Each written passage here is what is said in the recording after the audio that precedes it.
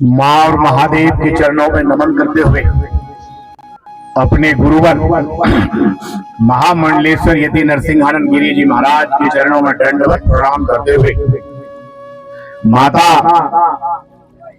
सुनियारी जो समाधि है इनके चरणों में दंडवत प्रणाम करते हुए मैं महंत डॉक्टर यति निर्भयानंद गिरी श्री पंचदश नाम जूना खड़ा से वर्तमान में बाबा जलाधारी महादेव मंदिर क्यारवा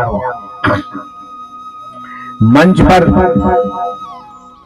उपस्थित सभी सम्मानित और हमारे राष्ट्रीय स्वयंसेवक संघ के वरिष्ठ पदाधिकारी,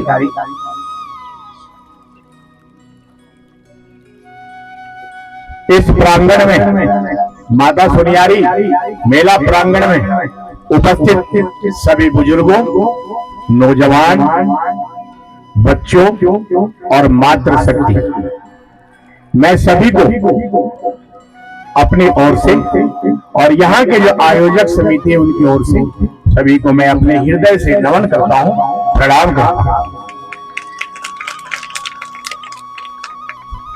देवभूमि हिमाचल के ये धरती खैरा जो धरती माता है, मैं उनको प्रणाम करता हूँ और मैं इस मंच से आप लोगों से रिक्वेस्ट करता हूं कि जो लोग बाहर इर्द गिर्द बैठ करके सुन रहे हैं वो सब आए और यहाँ जो कुर्सी खाली है उसको आकर भरे, यहाँ बैठे और बड़े आनंद से आज के विचार को सुने। जहां तक इस ग्राउंड में हमारे बच्चे, क्योंकि आज छुट्टी के दिन है, संडे है, बच्चे हमारे क्रिकेट खेल रहे हैं, थोड़ी देर कर मैच को थोड़ा रोके विराम दे करके यहाँ पर आए, धन्यवाद। आज छोटे छोटे नन्हे मुन्ने बच्चों ने जो प्रस्तुतिकरण किया है, आप लोगों को समझ में आ गया होगा ऑपरेशन सिंदूर क्यों चलाना पड़ा। मैं अब आगे लेके चलता हूं कि ये हिंदू महासम्मेलन, जैसा कि आप विशाल हिंदू महासम्मेलन का बैनर देख रहे हैं, बहुत मेहनत करके तैयारी करके इन्होंने आयोजन को सफल बनाने के लिए यहाँ पर आप लोग को बुलाया, आमंत्रित हैं आप लोग। जैसा संख्या होना चाहिए, कम है कोई बात नहीं, जो है वो सुनकर जाएंगे, कुछ अमल करेंगे। देखिए सदा से रहा है हमारे यहाँ कि हम क्या करते हैं ना, हम सोचते हैं कि हम 100 करोड़ हैं, हमारे पास तो हम बहुसंख्यक है। ये बहुसंख्यक सोच करके आप लोग बहुत बड़ी गलती में, आपने भेड़ को देखा है ना, भेड़ के पूरी पूरी झुंड चलती है ना, हजारों की संख्या में भेड़ के भीड़ होता है, भेड़ बकरियों की भीड़ होते और 4 लकड़बग्गे आते हैं और भेड़ के कान पकड़ के खींच के लेके जंगल में चला जाता है, उसे कोई बचाने वाला नहीं होता है। तो हमें भीड़ नहीं, हमें मजबूत बनना है, हमें भेड़ नहीं, हमें सिंह बनना है, हमें भेड़ बकरी के बच्चा नहीं, सिंह का औलाद बनना है, सिंह का पुत्र बनना है। इसलिए आज ये समय नहीं रहा लंबे भाषण देने की, मैं सीधा सीधा अपने उस पर चलता हूं जो मैं बोलना चाहता हूं। हिंदुओं के दुर्दशा, आज इतना बड़ा क्षेत्र में हिंदुओं के देख रहे हैं कि हिंदू एकत्रीकरण नहीं हो रहा है, लड़ने के बाद तो बहुत दूर की हो गई। हिंदू जो एकत्रित नहीं हो रहा है, जाति पाति में बटा हुआ है। मैं छोटा ब्राह्मण है, तू बड़ा ब्राह्मण है, तू छोटा राजपूत, तू राणा ठाकुर, मैं दूसरा ठाकुर, तू ओबीसी, तू वैश्य, मैं एससी, सब जाति पाति में बट बट के हम लोग आपस में लड़ रहे हैं। और ये जो गोल टोपी वाले हैं, जो आसमानी किताब को पढ़ने वाले लोग हैं, जो ये बड़े भाई का कुर्ता और छोटे भाई का पजामा पहन के आपके बीच में दिखते हैं, ये इसका फायदा उठा रहे हैं। देवभूमि हिमाचल राक्षस भूमि बनने की ओर जा रहा है। आप लोग सो रहे हो, आप लोग कुंभकर्ण के नींद में सो रहे हो, आप लोगों को कुछ पता नहीं है। यहां पर संख्या राक्षसों की बढ़ती जा रही है, आपको पता ही नहीं है। हमारे हिंदू भाई हमारे सनातनी कहते हैं, सनातनी में सिख भी है, बौद्ध भी है, जैन भी है, हम सब है। हम थोड़े थोड़े से लालच में अपने दुकान मकान किराए पे देते हैं ना। इस मलिक्षों को तो कुछ लोगों ने दे भी रखा हो तो जरा सोच लो ध्यान से। हम थोड़े थोड़े 200-400 रुपए फालतू मिल जाए, हिंदू को ना दे के हम उसको देते हैं, किसको? मुसलमान को देते हैं। सीधा सीधा बोला। देखो इनके डीएनए में गड़बड़ी है। ये है तो हमारे औलाद, लेकिन सबसे बड़ा दुश्मन है। खंजर लेके पीछे पीछे घूम रहा। जिन लोगों ने इसको आश्रय दिया सबसे पहले उनके ही पीठ में खंजर भोंका है। इसलिए सबसे पहले जो क्षेत्र में कोई भी व्यक्ति, कोई भी हिंदू सनातनी अपना दुकान मकान किसी रोमिया किसी प्रकार के लिए जो आसमानी किताब पढ़ने वाले मलिक्षों को ना देगा। अगर आप 200 रुपए कम ले लोगे, किसी सनातनी को दोगे, सनातनी घर में जाएगा। अगर आप किसी सनातनी से सामान खरीदोगे, सनातनी घर में जाएगा। सनातनी का पैसा सनातनी को जाएगा। हमारा पैसा जिहादियों को नहीं जाएगा। अगर हमारा पैसा जिहादियों को जाएगा तो जिहादी उससे हथियार और कारतूस खरीदेंगे और हम लोगों को मारेंगे। इसलिए ये हिंदू महासम्मेलन की जरूरत क्यों पड़ी? हिंदू महासम्मेलन 100 करोड़ हिंदू, 140 करोड़ की आबादी हमारे देश की है। 140 करोड़ में 40 करोड़ तो आपका ये गोल टोपी वालों ने ले लिया।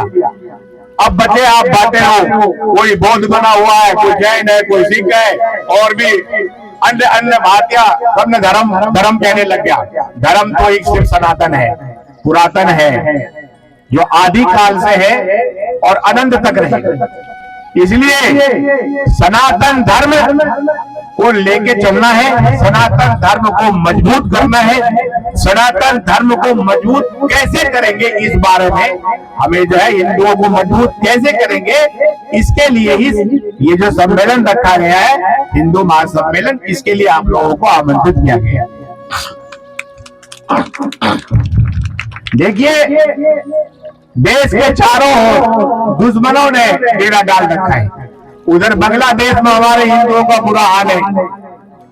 उधर बांग्लादेश वाले है तो कुछ नहीं, बस वो फुफकार मार रहे, गिरड़ भक्ति दिखा रहे। उधर पाकिस्तान वाले उनको खाने के लिए रोटी नहीं है, लेकिन वो बारूद का ढेर इकट्ठा कर रहे हैं। आप देखते हैं कि यहाँ पर बहुत सारे लोग हैं जो अपने हिमाचल में सेना में थे, वायु सेना में थे, नेवी में थे, कमांडो में थे, अपने रिटायर है काफी जो है डिपार्टमेंट से। सीमा पर हम फौज क्यों लगाते हैं? खतरा है। जब हमारे सीमा पर हमारे सैनिक है, हमारा भाई, तभी हम आराम से सोते हैं। अगर वो सीमा से हट जाए तो हम सो पाएंगे क्या? अब वक्त आ गया है कि आप लोगों को अपने परिवार का रक्षा, अपने परिवार का सुरक्षा खुद करना है। आपको कोई नेता बचाने नहीं आएगा, आपको कोई पुलिस फोर्स नहीं आएगा। आप कश्मीर की बात अभी चली, हमारी बहन जी बोल के गई, कश्मीर में बोला कि कश्मीरी पंडितों को भगाया गया। झूठ है, कश्मीरी पंडितों को नहीं, वहां हिंदुओं को, सनातनियों को भगाया गया। उसमें सभी संप्रदाय के लोग थे, उसमें सभी जातियों के लोग थे। हाँ, ब्राह्मणों की संख्या थोड़ी ज्यादा थी। आगे कश्मीरी पंडितों को भगाया गया। क्यों भगाया गया मालूम है? हमारे में एकता नहीं, हमारे में एकता नहीं, हम आपस में लड़ते। अरे कैसे जीतोगे? अलग अलग जातियों में बटे हुए आपस में लड़ते हो। जब उसके लड़ने का नंबर आता है तो घर में चुप बैठ जाता है, लगता है कि सांप सूख गया हो। लड़ने के लिए क्या चाहिए? संख्या बल चाहिए। जब युद्ध होती तो क्या चाहिए? फौजों की संख्या चाहिए। ये संख्या कहां से आएगी आपने सोचा है? नहीं, विदेश के लोग तो भर्ती होगा नहीं बोल रहे, विदेश के लोग यहाँ पुलिस में भर्ती होगी नहीं, नेवी में भर्ती होगी, तो अपने लोगों की संख्या कहां से आएगा? आज धीरे धीरे धीरे धीरे हिंदुओं की संख्या बिल्कुल आप देख रहे हो, बिल्कुल हम नीचे मैदान पे आ चुके हैं। एक एक बच्चों की बीमारी, हमारे हिंदुओं में एक एक बच्चे की बीमारी, एक एक बच्चा बोलते हैं हमारे हम दो हमारे दो, फिर हम दो हमारे एक, फिर सिर्फ हम और तुम, फिर सिर्फ अभी हम। ये जो एक बच्चे का बीमारी है ना, ये सत्यानाश का जड़ है। ये हिंदुओं को पतन की ओर ले जाने का कारण है। आपने सोचा एक बच्चे घर में अगर किसी का एक बच्चा है, सारे रिश्ते नाते खत्म। ना तो उनकी बुआ है, ना उनके भतीजा है, ना उनकी भतीजी है, सब रिश्ते खत्म। इसीलिए तो ये जिहादी लोग बोलते हैं ये 5 करोड़ के 10 करोड़ के जो कोठियां बना रखा है ना इनको, ये आने वाले समय में मेरा ही होने वाला है। उन्हें पता है जब बंसी नहीं रहेगा तो ये कोठी क्या करोगे, ये ईंट के महल क्या करोगे। बड़े बड़े राजा महाराजा राजस्थान में जाइए, वहां देखिए वहां कुत्ता भी नहीं भोगता, इसलिए कुत्ता हुआ खाना देने वाला कोई नहीं। आज मैं यहाँ बैठे हुए अपने मातृशक्ति माताओं बहनों से ये कहना चाहता हूं, अपने परिवार को मजबूत करो, अपने परिवार को बड़ा बनाइए।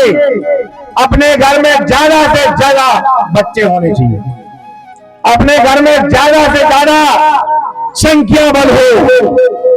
आज एक बच्चे की बीमारी, सास की बात जो बहुएं नहीं मानती है, नहीं माँ जी मैं तो एक ही बच्चा पैदा करूंगा।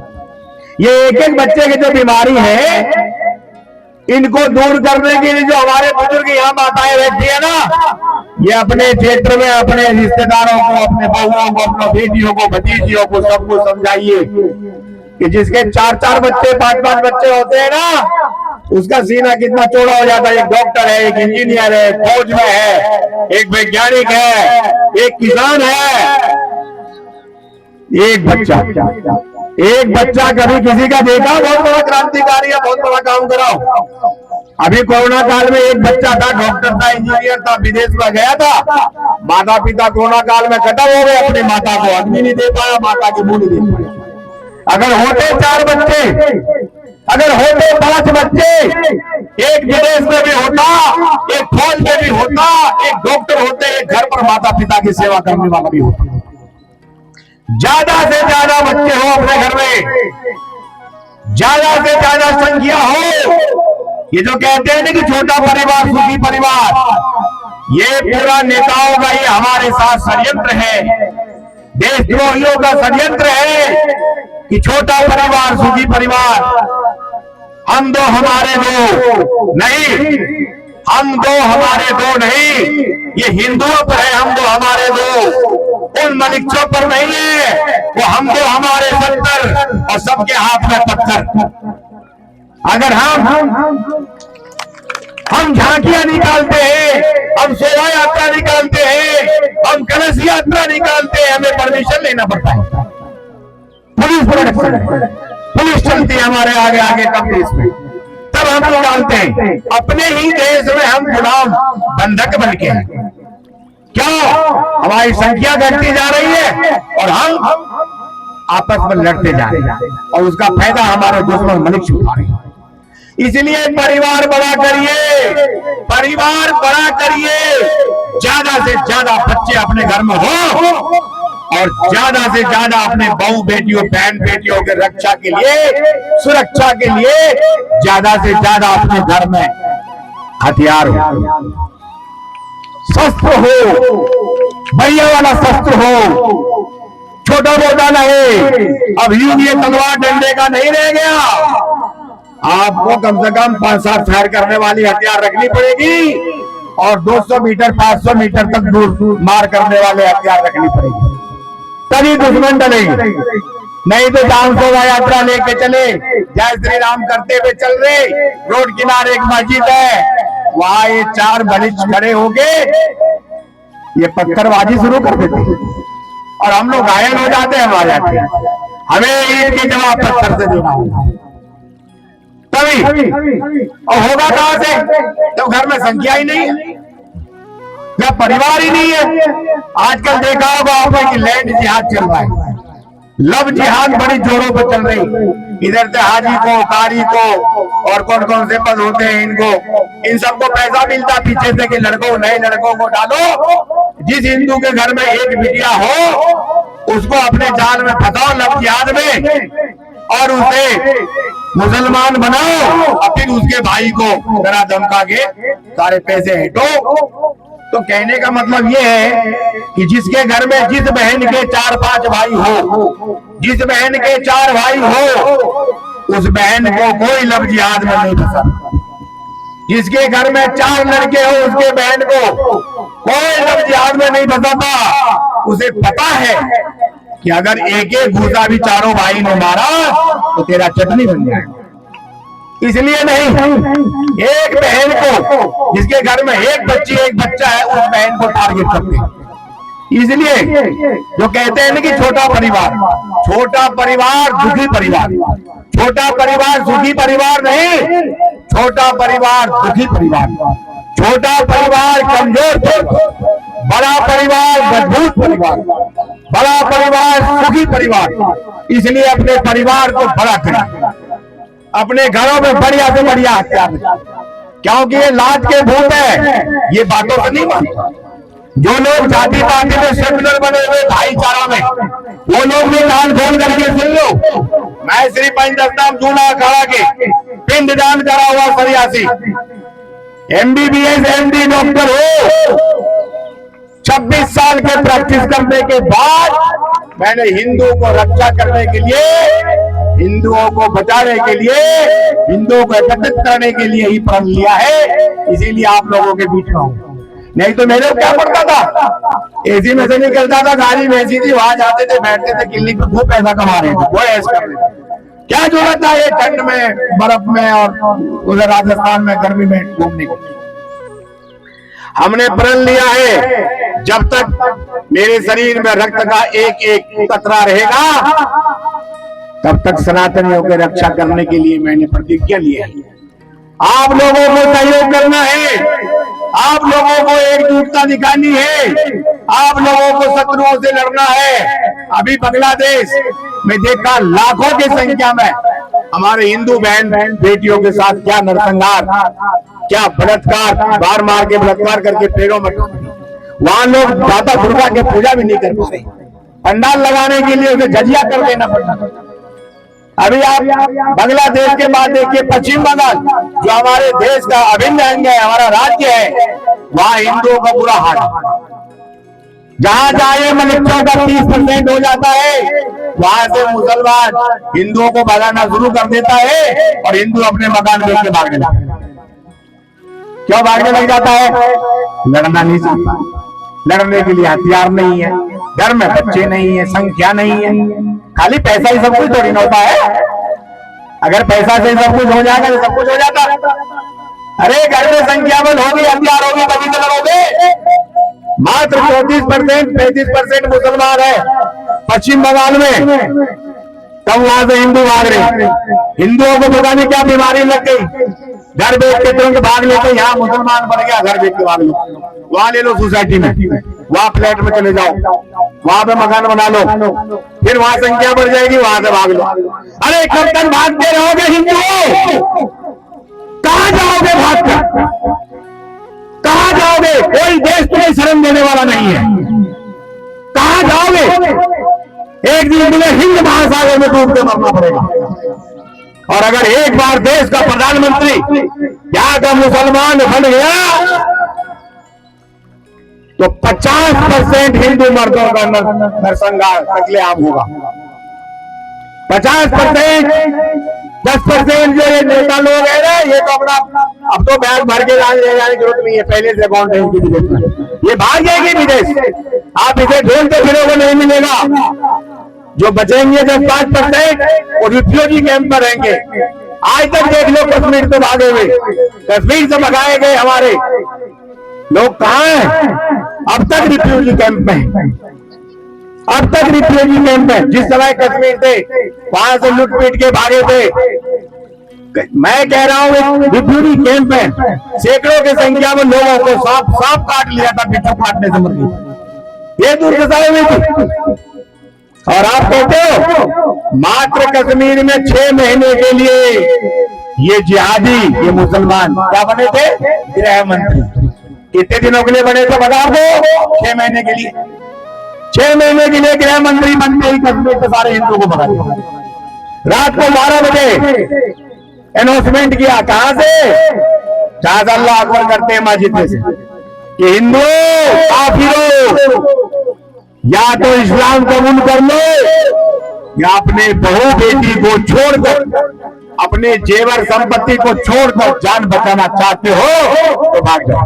क्या मर्दों को बोलो भाग जाओ, बहू बेटियों को छोड़ दो। पहले से प्लानिंग कर रखे थे, ये जो बगल वाले आंटी है ना, इसकी लड़की है, उससे निकाह मैं करूंगा, ये जो उसकी बहू है उसके निकाह मैं करूंगा, इसके मकान में कब्जा मैं करूंगा, इसके दुकान में कब्जा मैं करूंगा। और फिर बोलते हैं कि सारी उंगली बराबर नहीं होती, पांचों उंगली बराबर नहीं होते। अरे कैसे पांचों उंगली बराबर होती? कोई एक भी हाजी गाजी कारी, कोई तुम्हारा ये बड़े दाढ़ी वाले टोपी वाले, कोई ऐसा व्यक्ति नहीं था कि हमारे पड़ोसी को तुम कैसे मार रहे हो, कैसे काट रहे हो, उनके बहू बेटी के साथ कैसे अत्याचार कर रहे हो। तो कैसे कहते, एक ही कुरान है इनका, एक ही आसमानी किताब है, चाहे वो सऊदी में हो, चाहे पाकिस्तान में हो, चाहे बांग्लादेश में हो, चाहे वो पाकिस्तान में हो, चाहे कहीं भी हो, ये सबके पास एक ही किताब है, एक ही किताब को पढ़ते हैं, ये सब एक ही है, पांचों उंगली इनके बराबर है, कोई छोटा बड़ा नहीं है। इसलिए जो लोग भाईचारा के भूल में बैठे हुए कि भाई और चारा बहुत बड़ा भाईचारा, अरे कैसे हो सकता भाईचारा? कैसे हिंदुओं से भाई सनातनियों को भाईचारा कटमुल्लों से हो सकते हैं? हम गौ माता की पूजा करते हैं, गोपाष्टमी पूजा करते हैं ना गौ माता की, हम गौ माता को रोटी खिलाते हैं, हम उनके पूजन करते हैं, और वो गाय माता को काट करके रोटी के साथ खाता है। कैसे हो सकता है भाईचारा? उसके पुस्तक में कुरान में लिखा हुआ है हम सब काफिर हैं उनके लिए, हम सब काफिर हैं। जिसने पढ़ा हो उसको पता होगा, जब हम उनके लिए काफिर हैं, हर मूर्ति पूजक जो मूर्ति का पूजा करता है वो सब काफिर है, तो हमारा भाईचारा कैसे हो सकता है? इसलिए भाईचारा वाईचारा का फंडा छोड़ो, ये तुम्हें चारा बना करके भाई बन के बैठा हुआ है, या आपको चारा बना करके रोज खा रहे हैं, निगल रहे हैं। इसलिए हिंदुओं अगर जिंदा रहना है, अब जगाने उगाने की बात नहीं कैप्टन साहब, अब जगाने पकाने की बात छोड़िए, अब जगे हुए हिंदू को लाइए। मुर्दा हिंदुओं की जरूरत नहीं है, पहले भी मुर्दा हिंदू कुछ नहीं करेंगे, आज भी मुर्दा हिंदू कुछ नहीं करेंगे। इसलिए जगे हुए हिंदू की आवश्यकता है, मुर्दाओं की जरूरत नहीं है। जो जगा हुआ हिंदू, जो जिंदा हिंदू अपने आप को मानते हो, वो सनातन धर्म के लिए लड़ने के लिए तैयार हो जाओ। अपने परिवार को बड़ा करो, अपने परिवार भाईचारा करने हो तो अपने हिंदुओं में सनातनियों में करो। छोटा जाति बड़ा जाति को बुला करके गले लगाओ, छोटी छोटी बात पे लड़ते उसको खत्म करो। और आप लोग सभी सनातनी यहाँ पर बैठे हैं, किसी न किसी हमारे आराध्य देवी देवता की पूजा जरूर करते होंगे आप लोग। कौन कौन से देवी देवता पूजा करते हैं आप? एक भी हाथ उठाकर बोलिए माता। आप जिस भी आराध्य देवी देवता की पूजा करते हैं, आपने कभी उसके हाथ में देखा क्या क्या है? उसके हाथ में देखा क्या क्या है? देवी देवताओं के हाथ में क्या है? शस्त्र है, शास्त्र है। उनके हाथ में शास्त्र क्यों है? क्योंकि हम शास्त्र को पढ़ेंगे तो हमें पता चलेगा कि सनातन क्या है। हम शास्त्र को पढ़ेंगे, हमें पता चलेगा कि ये हमारा सनातन धर्म क्या है।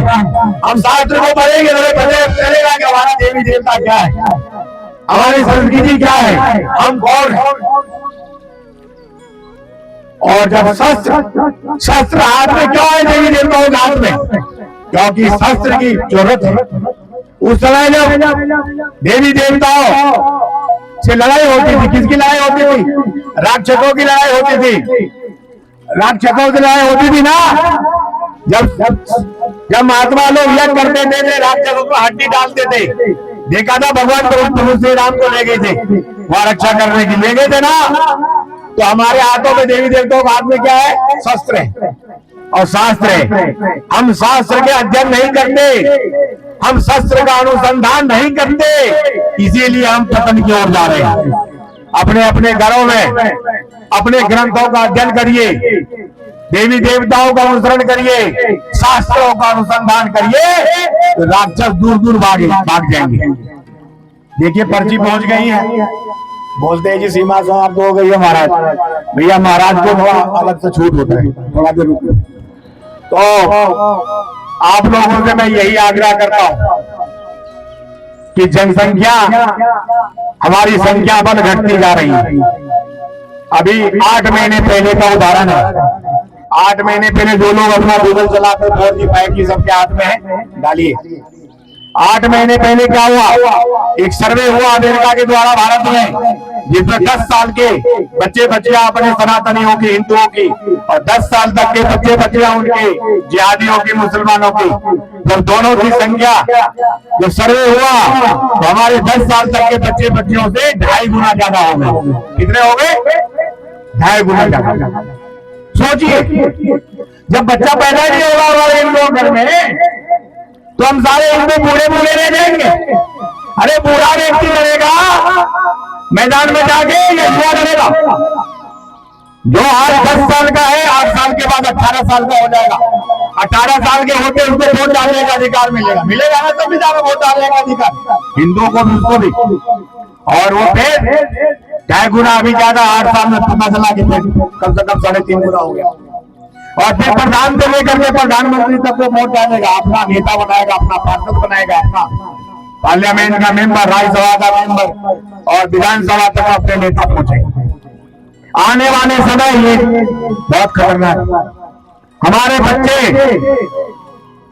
IAS IPS नहीं बन पाएंगे, हमारे बच्चे सुप्रीम कोर्ट हाई कोर्ट के जज नहीं बन पाएंगे। एक बार देश का प्रधानमंत्री मुसलमान बना, शरिया कानून लागू हो जाएगा। इन लोगों का लक्ष्य है 2047 तक भारत को इस्लामिक देश बनाना और शरिया कानून लागू करना। आज जो हम ये वंदे मातरम कह रहे ना, आज जो ये भगवा ध्वज फहरा रहे हो ना, ये जो भगवा वस्त्र आपने हमें प्रदान किया है ना, ये आप भगवा वस्त्र नहीं पहन पाओगे, नहीं प्रदान कर पाओगे। आपको गोल टोपियां पहननी पड़ेगी और नमाज पढ़नी पड़ेगी जाके अल्लाह को। ये पहले भी हुआ है। 810 तक मुसलमानों ने हमारे देश पर कब्जा करा, सोने के चिड़िया भारत को लूट कर ये सब ले गए। जो ये तलवार के डर के मारे नोक पर जो लोग मुसलमान बन गए थे, आज हमारे लिए ज्यादा खतरनाक। मैं कहता हूं ताकतवर बनिए। आज अगर आप ताकतवर बन जाएंगे, यही मलिक, यही लोग आपके डर के मारे आपके सामने आके हिंदू बन जाएंगे। कमजोर के साथ कोई नहीं है। ताकत आप समाज में देखो, जो लोग मजबूत है उनके साथ सब लोग चल लेते हैं, कमजोर के साथ कोई नहीं है। ज्यादा से ज्यादा बच्चे, ज्यादा से ज्यादा हथियार अपने घर में रखिए, तभी जिहादियों से हम लड़ सकते हैं, तभी अपने बहन बेटियों की, बहू बेटियों की सुरक्षा कर सकते हैं। और अभी हम बताते हैं आपको, आप गूगल पे डाल सकते हैं विश्व का सबसे बड़ा ताकतवर राष्ट्रपति कौन है। महाराज विश्व में जो इतने सारे देश हैं, उसमें सबसे बड़ा ताकतवर राष्ट्रपति कौन है? कौन है भाई साहब? सबसे बड़ा जो ताकतवर राष्ट्रपति जिस देश का है वो रूस का राष्ट्रपति है, वो है पुतिन। और अभी पुतिन ने, गूगल पर डालकर सर्च कर लो, पुतिन ने कहा कि हर रशियन महिला को 8-10 बच्चा पैदा करना पड़ेगा अगर देश को बचाना है। इजराइल, छोटा सा देश इजराइल, देख लो 57 देश के कटमुल्लों को जो जहां बोला वही छोड़ दिया उसने, जिसने जहां बोला वही ठोक दिया। 92-93 लाख की आबादी को उन्होंने कहा कि हर रब्बाई को, यानी कि हर इजरायली महिला को और 2 बच्चे पैदा करना पड़ेगा। मैं नहीं कह रहा हूं, ये इतने ताकतवर राष्ट्र के राष्ट्रपति, प्रधानमंत्री ये बेवकूफ है। और हमारे देश के नेता बहुत होशियार है, जो बोलते हैं हम दो हमारे दो, और उसका हम दो हमारे 70, और हम खाने के लिए तैयार रहे 70। इसलिए ताकतवर बनिए, मजबूत बनिए। कमजोर व्यक्ति की तो पत्नी भी छोड़ के चली जाती है, इसलिए आप मजबूत बनो। दूसरा, अगर आप चाहते हैं कि हिंदू राष्ट्र बने, देखो हिंदू राष्ट्र तो है लेकिन पूर्ण रूप से नहीं है, हम अपने हिसाब से नहीं कर पा रहे। अभी गौ माता को रोज काटा जा रहा है, कट्टी घर में ले जाया जा रहा है, कोई कानून पास नहीं हुआ। तो हिंदू राष्ट्र का मतलब है जहां पर पूर्ण रूप से हिंदू संस्कृति हो, जहां पर पूर्ण रूप से हिंदुओं का कानून चले, जहां पर पूर्ण रूप से सनातनियों का कानून चले, इस्लामिक कोई नहीं। अरे 1947 में बंटवारा हो गया था, मजहब के जाति के नाम पर बंटवारा हुआ था। इन लोगों ने कहा, जिन्ना और जिन्ना के बच्चों ने कहा कि हम हिंदुओं के साथ नहीं रह सकते। कहा था, कहा हम हिंदुओं के साथ नहीं रह सकते। अरे भैया, जब हिंदुओं के साथ नहीं रह सकते तो कुछ हमारे जो गद्दार लोग थे इनको सबक सिखाना था, लेकिन क्या करा इन्होंने, क्योंकि वो भी खुद मुसलमान थे, नाम हिंदू था, उन्होंने क्या करा, तुरंत से बंटवारा कर दिया और बंटवारा करके जाति के नाम पर दे दिया उन्हें पाकिस्तान। अरे जब तुम्हें 1947 में तुम्हें जाति के नाम पर पाकिस्तान दे दिया गया तो तुम्हारा हिंदुस्तान में क्या रहा? लेकिन नहीं, पाकिस्तान भी ले लिया और हिंदुस्तान भी चाहिए। आपके देश में, भारत में जो 9 राज्य है वो आपका अल्पसंख्यक हो गया। 9 राज्य में आपका हिंदू बहुत कम हो गई है, इतना कम हो गया पूछो मत। जब शादी होती घोड़चढ़ी होता है तो घोड़चढ़ी पे चढ़ने नहीं देते, बैंड में बजने देते, बोलते नहीं नीचे उतर, ऐसा लगता है कि मौत में जा रहा हूं। अभी तो आप हिमाचल में बैठे हो ना, थोड़ा आपको महसूस नहीं हो रहा है? हिमाचल से बाहर निकलो, अभी देवभूमि उत्तराखंड का हाल देख लो, 40% मुसलमान हो गया। और आपको नहीं पता जब कोई घटना घटेगी ये कहां से पीले में मोड़ेंगे और पील में से निकल के आएंगे, पता नहीं चलेगा। इसलिए हिमाचल को देवभूमि बनाना है, देवभूमि रखना है, बचाना है। सभी माताओं को, माताओं से मेरा करबल प्रार्थना है, आपके ऊपर बहुत बड़ी जिम्मेदारी है परिवार को बनाने की। भाइयों से भी मेरा कि जो 28 साल, 29 साल, 32 साल के हो जा रहे, शादी नहीं कर रहे, मैं एक डॉक्टर होने के नाते बता रहा हूं कि शादी करने का उम्र होता है, बच्चा पैदा करने का उम्र। मुसलमानों के 18 साल के बच्चों का शादी हो जाता है, हमारे हिंदुओं के 30 साल, 28 साल में शादी होते। जब तक मैं अपने बच्चों का शादी होता तब तक मैं मरे तो मरे, नंगड़ा मेरा काना जिसके एक किडनी हो मुसलमानों की, कम से कम 6 बच्चे पैदा करते। आपके बच्चे का शादी होता है, उधर उसका बच्चा, बड़ा बच्चा 10 साल का होता है। कैसे जीतोगे? संख्या बढ़ाओ। मैं बार बार कहता हूं कि संख्या बढ़ाओ, इसीलिए कहता हूं संख्या बढ़ाओ। शिक्षा भी जरूरी है, संख्या भी जरूरी है। भारत देश को सोने का चिड़िया दोबारा से बनाना है, इस मलिक्षों से देश को खाली कराना है, तभी ये हिमाचल, देवभूमि हिमाचल बच पाएगा। आगे समझ में आप लोगों ने समझ में आई है? अगर समझ में आ गई हो। और हाँ, इस मंच से मैं एक बात और कहना चाहता हूं, जो भाई लोग लाइसेंस बनवा ले और अगर गलती से हथियार खरीदने के लिए पैसा ना हो,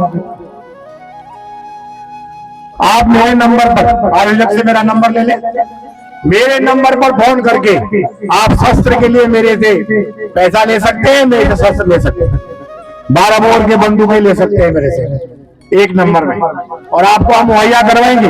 अरे हमने संन्यास ले लिया, पिंडदान कर दिया, भीख मांगना हमारा अधिकार है, मैं आप लोगों को पूर्ति कर दूंगा।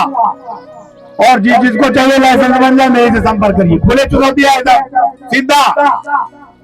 और आप अपने आप को जागृत रखिए, आजू बाजू के पड़ोस में भी ध्यान रखिए, हमारे पड़ोस में कौन है, कैसा लोग है, कहीं हमारे बहू बेटियों की तरफ गलत निगाह तो नहीं है, हमारे मकान के ऊपर गलत निगाह तो नहीं है। ये जागरूक रहना है सबको अपने अपनी जिम्मेवारी, आप अपना जिम्मेवारी, आप अपना जिम्मेवारी, आप अपना जिम्मेवारी, मैं अपना जिम्मेदारी ले लो, ये हमारा फिर से सतयुग आ जाएगा। इसलिए समय ज्यादा हो गया है, पर्ची आई, फिर दोबारा पर्ची भेजेंगे। तो आप लोगों से मेरा ये आग्रह है कि सनातन को बचाने के लिए, हिंदुओं को बचाने के लिए, हिंदू खुद बचने के लिए आप लोगों को अपने बहू बेटी के मान सम्मान में आप लोगों को ये कदम उठाना होगा, तभी ये हमारा सनातन अखंड राष्ट्र भारत बनेगा। इसीलिए ज्यादा समय न लेते हुए, समय तो मैंने ले लिया है, इसका जबरदस्ती ले लेता बाबा हूं ना।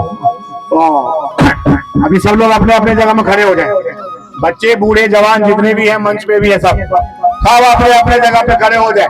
जो पीछे बैठे हुए हैं वो सब खड़े हो जाए, जहाँ खड़े हो वहीं खड़े हो जाओ, जहाँ बैठे वहीं खड़े हो जाओ। बच्चों सब, बच्चियां बच्चे माताएं मातृशक्ति सब खड़े हो जाए।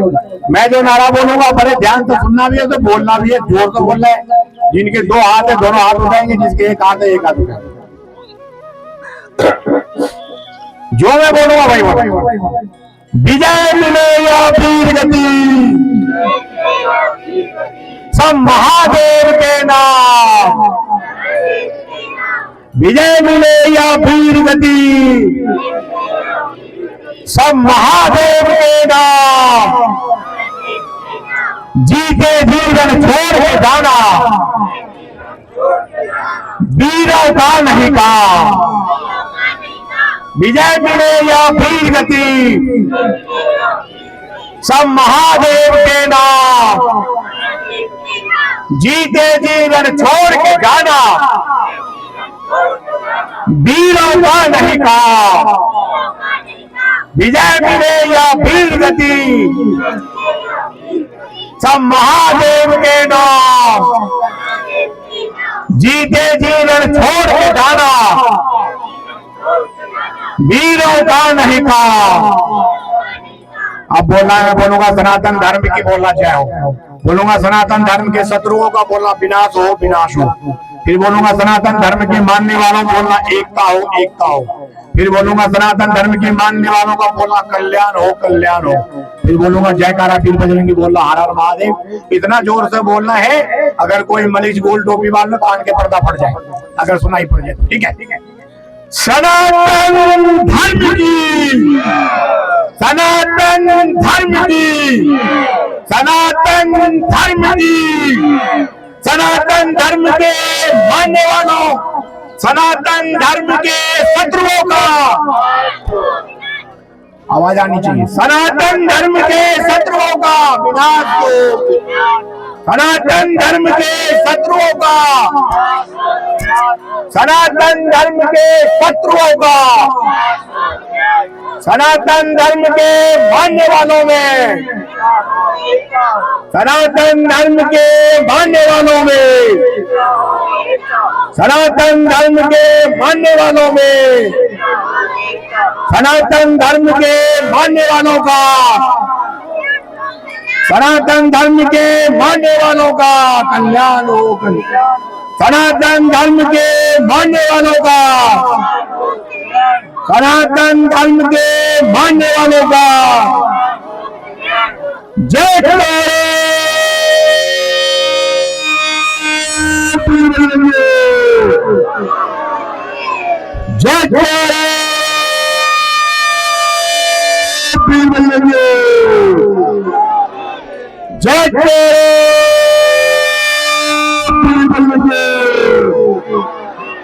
ओम नमः पार्वती पते हरे हरे